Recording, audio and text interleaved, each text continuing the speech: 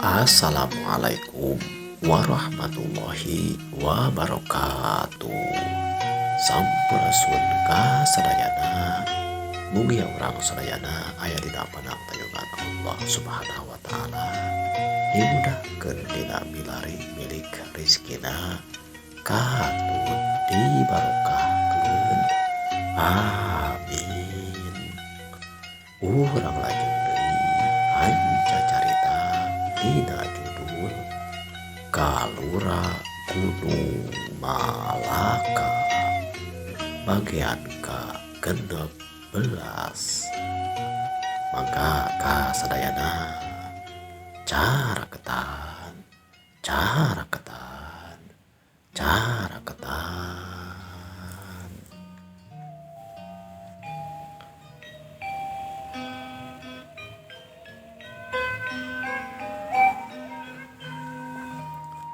Peuting harita teh di hiji imah pernahna di imahna Kang Tarman anu keur ngariung we saanak rabi bisa bilang seperti gitu weh. Biji jeung si Usrip maturan Kang Tarman anu keur terus we ngawangkong ngeunaan kana kaayaan pagaweanana anu sabenerna mah dina hati detikna Kang Tarman ngarasa teu panuju cenah kana tugas atawa pancen anu dibikeun ti Juragan Banda. Tapi dalah dikumaha meureun Kang Tarman ngarasa kapaksa jeung butuh deui ku buruhna. Geus lah ayeuna mah ulah ngomongkeun wae pagawean akang. Da diomongkeun wae oge akang teu suhud kitu kana hate atawa teu panuju atawa teresep lah intina mah seperti kitu. Tapi ari bari dilakonan keneh mah berenang urang teh masih keneh butuh kudu de kumaha deui atuh ari pangabutuh mah hese dibijuna jeung deui ari model kieu mah kudu tuluy di jalanan we berenang tah gitu cenah jeung Kang Tarman teh. Tidinya kadenge biicih nyarita ayeuna Kang atuh hari kitu mah geus we takut diomongkeun deui hari masalah perkara anu saperti eta mah ngan kuring mah ieu teh aduh geus tunuh Kang ku barang gawe sanajan di imah cenah cicing teu ka mana-mana tapi ku nguruskeun rumah tangga mah pagawean di imah kitu geuningan beresna kaya atuh hiji maneh arek buru sare mau sarua mun maneh ge Usrip capek tapi akang mah beuneunan arek kudu kemit cenah di imahna Juragan Banda. Capek nama capek lungse nama lungse tapi bangun mah bakal ngadon ruruh di imahna Juragan Banda. Bari ngarona kitu tah nya atuh sok nya bisi arek cerare mah akang atuh pamit yeuh arek ieu ka imahna Juragan Banda. Nya atuh arek kitu mah Kang sok we hiji mah tos ieu teh tos pulas ceuk biicih bari leos manehna asup ka kamarna. Mun teu dilatih dinya si Usrip ge hanyat tuluy asup oge ka kamarna rek ngararep cenah rek ngareureuhkeun awak ngeureunkeun tina sagala rupa laku lampah nu geus dijalankeun sapanjang poe harita. Cak urang Sunda kaayaan di imahna Kang Tarman anu ayeuna teh keur singkil cenah arek indit ka imahna Juragan Banda. Urang tuna sakedap tangtu kasareup kasamber deui di imahna Juragan Banda. Juragan Banda di barang magrib keneh manehna teh geus neleson we yang hunyar lamar bari tumpang kaki dina luhureun kursi nyana weh bari jang hareupan kopi bari udud surutu bangun nu nikmat pisan. Teu dilatih dinya cepuh cenah datang si rabok nu geus singkil arek ngajalankeun sesa tugasna ngilu kemit di imahna Juragan Banda. nu satuluy nangke bakal dibaturan ku Mang Tarman. Aduh, juragan bangun nuju lalason geningan. Punten yo sim kuring tos dongkap yuk. Halus anjeun geus datang sore-sore keneh. Dari biasa nama si Tarman mah datang nate kira-kira sareureuh budak atawa sareureuh kolot kitu lain. Mohon juragan nah kitu sabab nu kauning aku kuring mah meureunana. Yo si Tarman mang geus kitu sabiasana kapan. Kitu teh mah jeung deui kuring teh aya wangkung keun we ye ka anjeun. Sugan sapuk jeung deui menta kasuluh saluyuan ti anjeun. Aya naon kitu juragan? Yo iya dengekeun Prabu. Kuring teh hayang deui neang hanca carita atawa rarancang anu samemehna dicieun. Mana teh juragan? Kapan anjeun teh lain hayang nyitak hiji jawara anu pinunjul anu boga kamampuan leuwih ti nu sejenna. Jeung anu ku anjeun kairong teh nyaeta si Usrip teh. Kapan urang ngagawekeun si Tarman ujung si Iji di dieu teh lain ku butuh-butuhna teuing ku tanagana sanajan kukula karasa pisan gunana ieu si Iji rancage dina barang gawe utamana mah ngurus imah kula. Ditambah deui si Tarman oge teu bisa dianggap sepi dina ulin pencak silat ilmu kanuraganana jeung bisa diandalkeun deui kitu kapan. Nya kitu pasti juragan hayang naroskeun kaayaan kuring anu arek ngelatih si Usrip dijadikeun jawara teh kitu. Tah eta nu kukula hayang ditanyakeun teh kumaha eta rarancang teh rek dijalanikeun iraha. Dipikir-pikir mah ayeuna geus aya 2 atawa 3 bulan ayo si Tarman jeung si Iji katut si Usrip geus aya di imah ieu digawekeun. Iraha atuh eta rarancang rek dijalankeun ku anjeun teh. Upami eta mah urang kudu boga heula kasaluyuan tapi ulah dibejakeun sakujratna kana rarancang urang kudu bisa miningan utamana mah Kakang Tarman jeung Biji yo. Naon sababna juragan sakumaha juragan kauningan ieu Biji jeung si Tarman teh dihenteu-henteu oge jalma anu geus dewasa, jalma anu geus boga pamadegan jeung katingalina mah lamun teh mah ieu si Iji jeung si Tarman nyahoan yen budakna arek dilatih jadi jawara anu ke bakal dimanfaatkeun ku urang kada kapentingan urang. Nyatang tu wae bisina teh kurang panujueun tapi urang kudu nyieun alasan anu kira-kira kaharti tah ku si Tarman jeung Biji yen urang ngalatih ieu si Usrip teh kahiji jang bekalna meureunana tah kaduana ge supaya istilahna majang bisa naon kitu teh mengajaga kana ieu tah kana ngajaga kana keamananana. Lamun teh mah aya siku si wulu-wulu galagah kancana aya ngaung ngamuk gajah mata teh mah si Usrip teh bisa ngabelaan kana dirina atawa bisa ngabelaan ka keluargana utamana mah bisa manfaat kitu tah ka kadang warga. Padahal mah urang arek dimanfaatkeun kana kepentingan urang kitu tah ceuk kuring mah juragan. Kaharti kukula oge geus we atuh ayeuna mah urang ngawangkong tah si Tarman teh urang dititah ngamimitian supaya si Usrip bisa ngajagaan imah utamana mah dina kaayaan penting ke meureunaan ku anjeun latih.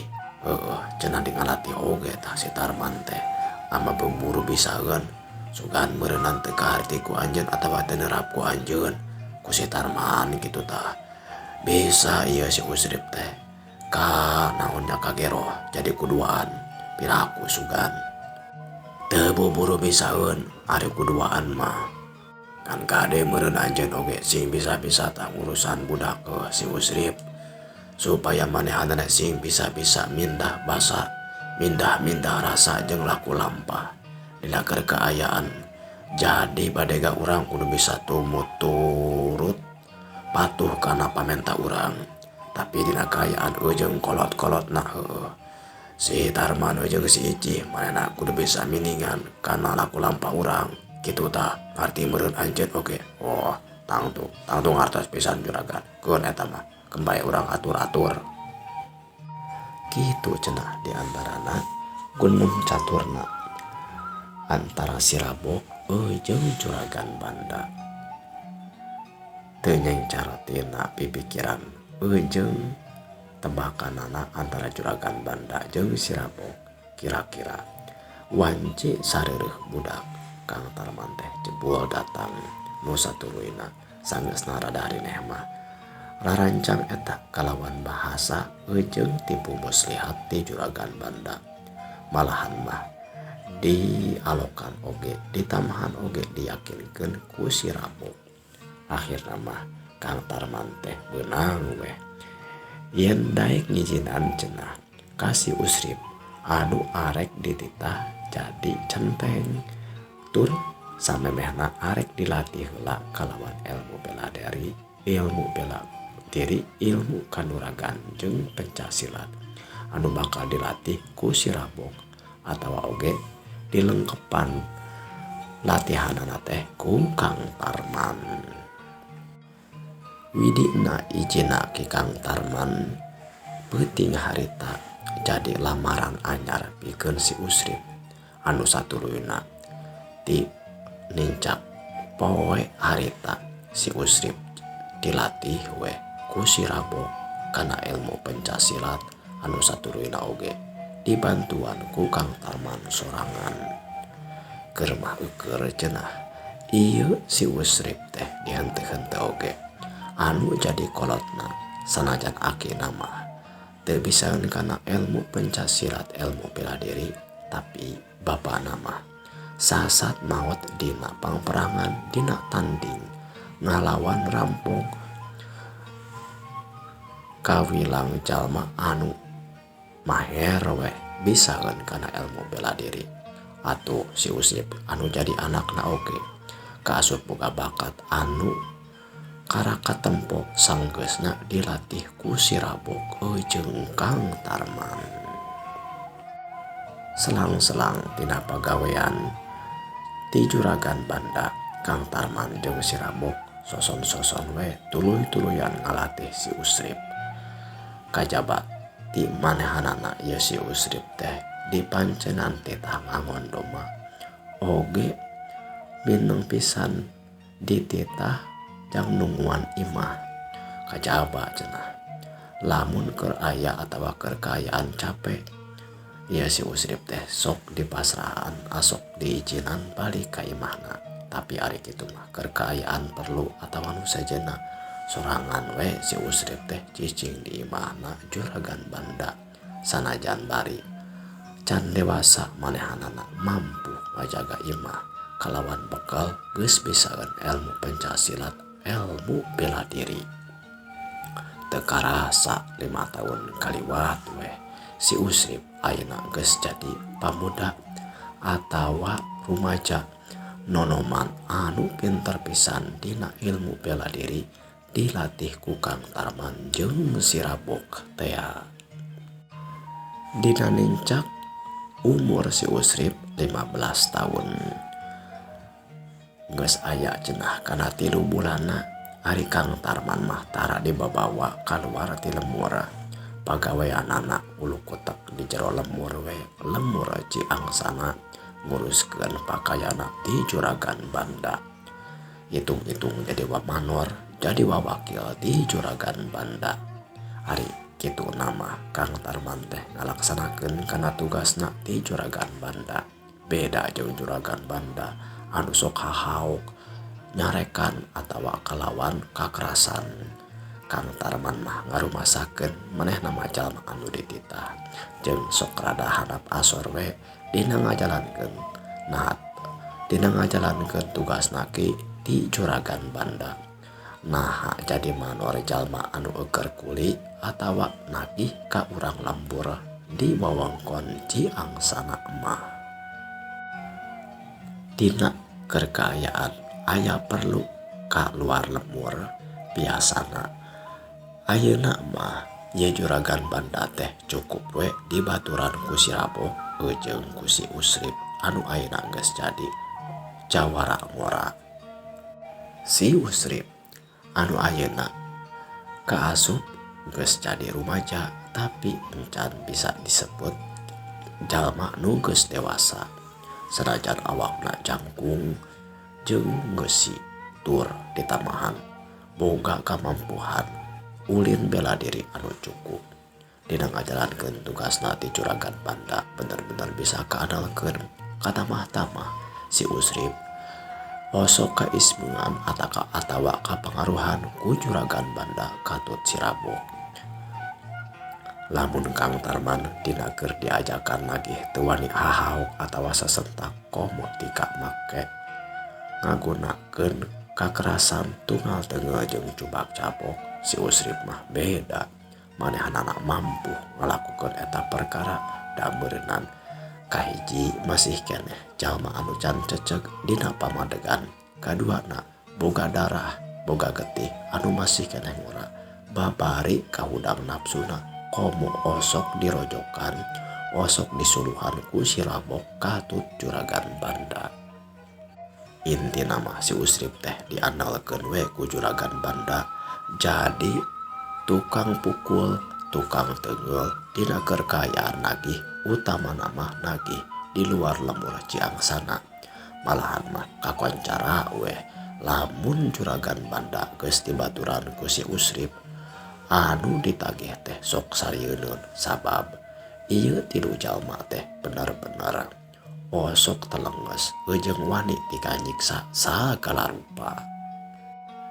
Sedengkeun dina panenyona Ki Tarman, dina panenyona Kang Tarman anak pungutna nyaeta si Usrip teh teu katingali goreng-gorengna, teu katingali galagat-galagat anu tepat pikadujueun parujueun hatena dari di imah atawa di lembur mah kitu we sabiasana. Malahan mah katingali nama kagugu pisan saluyu jeung kahayang manehanana. Kabatur salemur akur, kakolot hormat, kadunungan oge suhud pisan lamun dititah dina digawena teh panuju weh Kang Tarman mah. Sedengkeun laku lampahna si Usrip di luar lembur bisa pisan si Usrip nutupanana komo dibantuan ku si Rabo katut Juragan Banda. Singkat nama si Usrip teh boga dua kahirupan anu beda. Hirup kekayaan di lembur manehanana teh ngalakonan kahirupan anu pikaresepeun pikanyaaheun, tapi samangsa-mangsa di luar lembur mah kalakuan pangaruh ti Juragan Banda katut ti si Rabo bener-bener kaserap ku si Usrip jadi jalma anu beda, wani neungel malahan mah tika mateni sagala rupa. 2 tahun kaliwat ayeuna si Usrip geus nincak umur kana 17 tahun. 2 tahun ti saprak si Usrip digawekeun. Harta Juragan Banda mungkin ningkat mungkin ngalobaan sabab dina barang tagihna dibantuan ku si Usrip lamun tika ditolak atawa teu saluyu jeung parjanjian atawa omong-omongan jalma berita teh pasti kada bakal sieunneun we. Atuh Juragan Banda teh geus dibantuan ku si Usrip mah mungkin babari we lamun tugah tagih teh. Malahan mah kadang-kadang si Usrip osok ditugaskeun jang nagih sorangan we sabab geus kapercaya pisan. Kajaba ti eta ye Juragan Banda teh osok milir cenah kana barang-barang hasil tatanen atawa barang-barang anu sejenna dibalantikeun jual beli ka lembur-lembur anu sejen. Kalan-kalan di satengahing perjalanan osok dipegat ku rampung atawa ku garong. Tapi samangsa-mangsa ayeuna si Usrip geus jadi centeng atawa logo jona merenang jangan mankeun ka juragan banda si Usrip kalan-kalan osok bisa diandalkeun jeung mampu we ngayunan musuh-musuhna cintek nama ya si Usrip teh geus jadi jawara anu diandalkeun pisan ku juragan banda mah